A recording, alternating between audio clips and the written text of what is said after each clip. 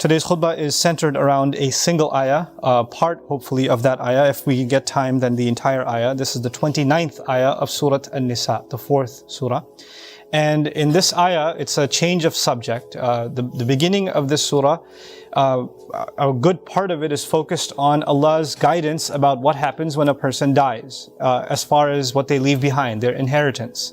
So if a husband dies, or a father dies, or a mother dies, or a daughter dies, a child dies, who gets what? Inheritance law, right? So there's a lot of long discussion about the proportions that are supposed to be distributed among the people that are survived by the one who passes away. And after describing all of that in very vivid detail, Allah changes the subject to other money matters. So this portion of the Qur'an is important because Allah is giving us guidance about how to manage money and how to give people what they deserve. And so as that subject comes to an end, the first thing, as I opened, it's the closing of the first subject and the opening of the next. Allah says, يُرِيدُ اللَّهُ أَن يُخَفِّفَ عَنْكُمْ. Allah intends to lighten the burden from you. Meaning He's giving you these rules and He's giving you these instructions not to make things harder for you. The purpose of them is to make your life easier. If you don't do this, then there are going to be fights in the family. There are going to be wars that break out. There are going to be generations hating each other. They took our house. They took, that was my dad's car. This was this one. This was that one. And there are going to be animosities that are going to affect generations to come and create all kinds of evil. Allah wants to lift that burden off of your shoulders and make everybody's life easier. That's why He's basically arbitrating and saying, لا تدرون أيهم أقرب لكم نفعا. You see, Allah says, your parents, your children, you don't know who deserves what. Like you can't figure that out. Allah knows who deserves what. So He's basically being the neutral party, giving us instructions on how matters are supposed to be settled in what we leave behind. But after that, Allah says, He wants to lighten your burden for you. And human beings were made weak. So Allah is actually acknowledging or making us actually realize that we, when it comes to matters of money, can be very weak. And when it comes to giving people what they deserve, or feeling like we deserve more, can be very weak. So it's very, Allah Azza wa Jal describes to us that one of the things we have to protect ourselves from is shuh. وَمَنْ يُوقَ شُحَّ نَفْسِهِ فَأُولَٰئِكَ هُمُ الْمُفْلِحُونَ. People whoever's been protected from intense greed that lives inside themselves are very successful people. So Allah is telling us that greed is not a small problem. It's a very, very big problem. That and that can make us biased. You can start thinking you deserve more than you actually deserve. Right? Or not give somebody else their right. That's something I can have and you can have. Or others can have it against us and take more from us than they deserve. Or take what they don't deserve at all. So in light of that, what Allah gives us is this profound, brief statement. This 29th ayah is not a long ayah. But the opening of it, يَا أَيُّهَا الَّذِينَ آمَنُوا لَا تَأْكُلُوا أَمْوَالَكُمْ بَيْنَكُمْ بِالْبَاطِلِ. He says, those of you who believe, do not eat your money among each other. Don't consume each other's wealth. لا تأكلوا أموالكم بينكم بالباطل. Now that's commonly translated, don't consume each other's wealth using falsehood. That's how they commonly translate that. Don't consume each other's wealth using falsehood. But we're going to dig a little bit deeper today and try to understand what guidance this phrase contains practically for all of us. And I want to start with the translation of the word batil as falsehood. That's one of its meanings, but if you dig a little deeper into this word batil in Arabic is used for wastage also. So, for example, if you say, batala dhahaba diya'an, like something that went to waste is also called batil. Something that had no purpose is also called batil. So, Allah Azza wa Jal did not create the skies and the earth with batil. Okay? Or abath, without a purpose.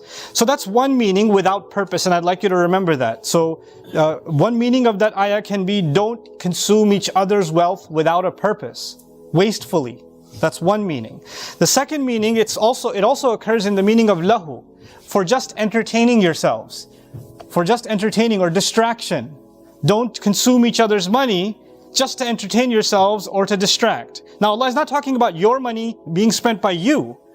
Allah is saying you spending someone else's money. That's what He's talking about here. أَمْوَالَكُمْ بَيْنَكُمْ لَا تَأْكُلُوا أَمْوَالَكُمْ بَيْنَكُمْ. And the third meaning, نَقِيدُ الْحَقِّ, which is the opposite of haqq. And haqq doesn't just mean truth. Now the English translation says falsely. But it's more than falsely. It's unjustifiably, unfairly, what isn't your right and you're taking it anyway, or you're using lies, falsehood to take money. Those are all included. So let's go through these a little bit one by one.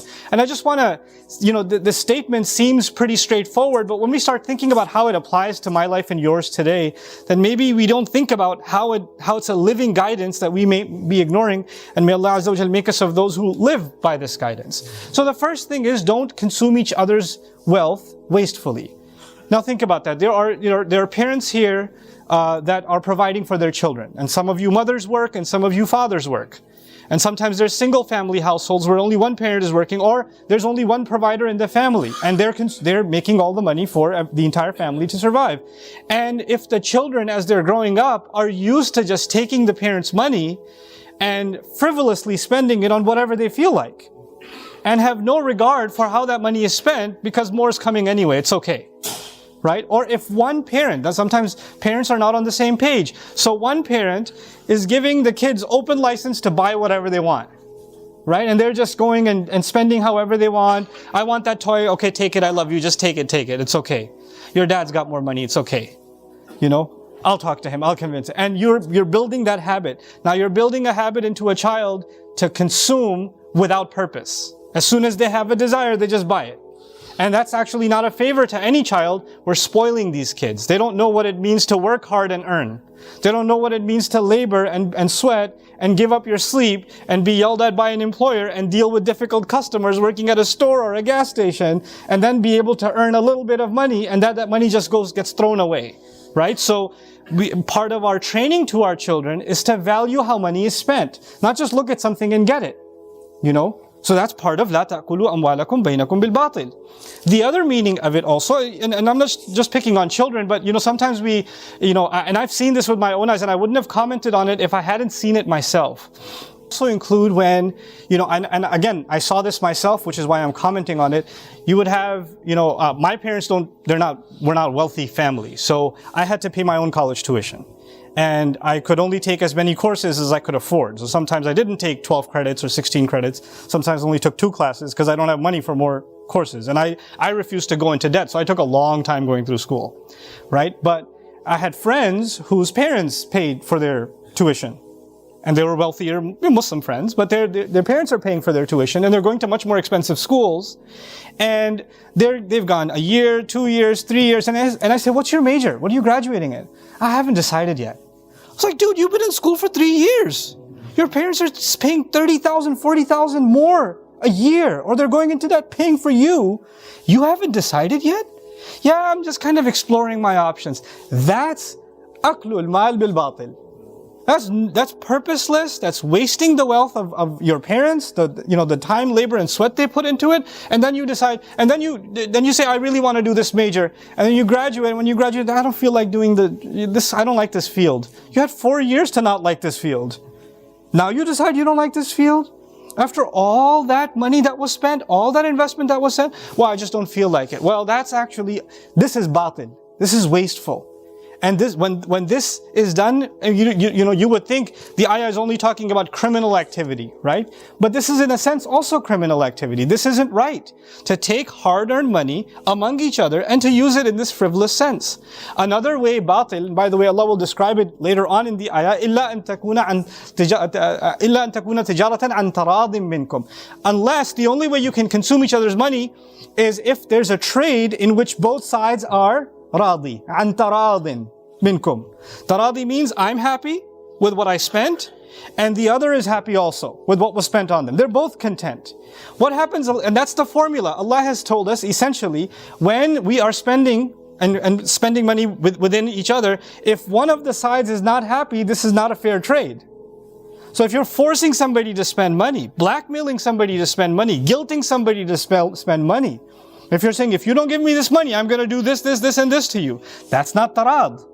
That becomes batil. That becomes falsehood. That becomes evil. Right?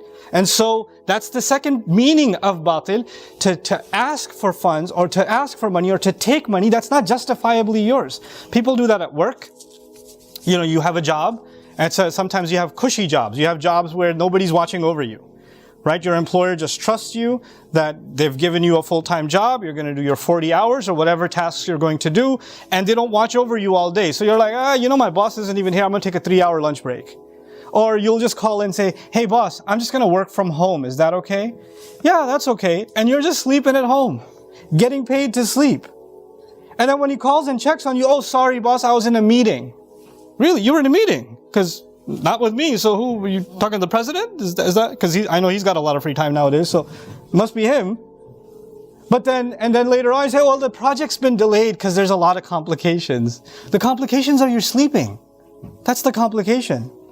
Right? And you're very happy with this job, and you can sell yourself, you can use all the right words to tell your employer, tell your client or whoever else that you know what you're talking about, and this is how long it takes. This is all batil. All of that is batil. لا تأكلوا أموالكم بينكم بالباطل. I'll tell you a silly little story. I wrote about it some time ago. I was at a grocery store, and I bought the groceries and I'm leaving. And I forgot to take one thing out of the cart. It was like this little vegetable thing. I didn't take it out of the cart, so they didn't charge me. So everything else is in the bags, and this thing is not in a bag. And I'm like, oh, I didn't pay for this. So I go back to give it to the guy and say, hey, can you charge me for this, please? Because you guys let me go and this was not paid for. And it was late at night, the store's close to closing, and they're busy doing all this other stuff. And the thing happened to be that I didn't have the price scan on it. Right? So now the guy's got to go find where it's from and scan it and do a price check. I felt like the old grandma that holds up everybody else in the aisle, but I had to do what I had to do. So I'm like, and I really need those vegetables. So the guy waits 5 minutes. You know what? Just take it. He tells me, you know what? Just take it. And for a second, I thought, yeah, okay. But then I said, wait, hold on. You work here. You don't own the store. That's not your product. You don't have the right to tell me to take it for free because it's not yours. You're just telling me to take it and walk away? Why? Based on what? You don't have that right. That would be batil on his part and batil on my part. لا تأكلوا أموالكم بينكم بالباطل. So what happens sometimes, employees, when they're not being watched, they start giving away discounts. Oh yeah, you can go in for free, it's okay. I got a hookup at this place, they let me get in for free. Or I got this place, they give me a discount. When you get an employee discount, who's that meant for? Yourself. And there's an agreement between you and your employer, this is one of its benefits. When you misuse that and give it to other people, and you are causing a loss to your employer, what are you doing? That's batil. Because you're using it falsely. That wasn't what it was meant for. That was a benefit for you, not for anybody else. So these are the things we have to become conscious of. These are unethical practices that Allah doesn't want happening in society. لا تأكلوا أموالكم بينكم بالباطل. And to think, then of course batil also means that you consume, but you don't acknowledge. So you falsely, you take, and then you say, well, you haven't done anything for me. What have you done for me? Entitlement, false entitlement. That's also a kind of batil. To tell yourself that you're worthy or deserving of something that you haven't worked for. To ask for things you haven't worked for. And so, with all of that, Allah Azza wa Jal says, the formula is إِلَّا أَن تَكُونَ تِجَارَةً عَن تَرَاضٍ مِّنْكُمْ. What does that mean? That means unless it's a trade in which both parties are what? Content. What is it? So some of you that are sitting here listening to this are like, well, I do work at my office, but right now there's not a lot of work, so I have 3 hours sitting at my desk. So am I like, should I report this or what? Yeah, you should talk to your manager or your supervisor or the employer himself, the business owner himself, and say, look, right now there's not a lot of work and I feel like I'm sitting here not earning my paycheck. Is that okay with you? And if he says it's okay with me, then there's tarab. Then you're both in agreement.